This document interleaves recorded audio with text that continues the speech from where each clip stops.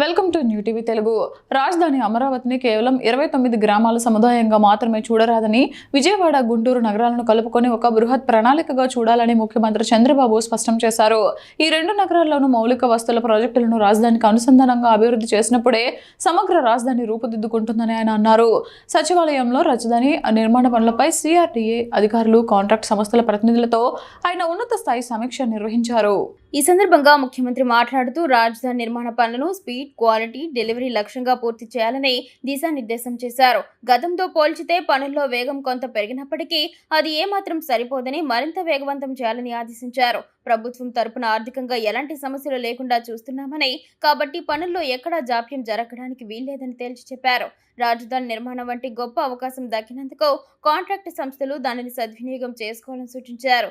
రాజధానిలో 50,999 కోట్ల విలువైన 95 ప్రాజెక్టులు వివిధ దశల్లో ఉన్నాయని, నెలకు కనీసం 7.92% చొప్పున పనులు పూర్తి కావాలని లక్ష్యంగా నిర్దేశించారు. భూసేకరణ, నిధుల సమీకరణ, అనుమతులు, డిజైన్ల వంటి కీలకమైన అంశాల్లో అన్ని ప్రభుత్వ శాఖలు, ఉన్నతాధికారులు పూర్తి సమన్వయంతో పనిచేయాలని ఆదేశించారు. రోడ్ల నిర్మాణంతో పాటు పచ్చదనం పెంపుపైన ప్రత్యేక శ్రద్ధ పెట్టాలని సూచించారు. రాజధాని నిర్మాణ పనుల పురోగతిని ఇకపై తాను స్వయంగా క్షేత్రస్థాయిలో పరిశీలిస్తానని ముఖ్యమంత్రి చంద్రబాబు స్పష్టం చేశారు.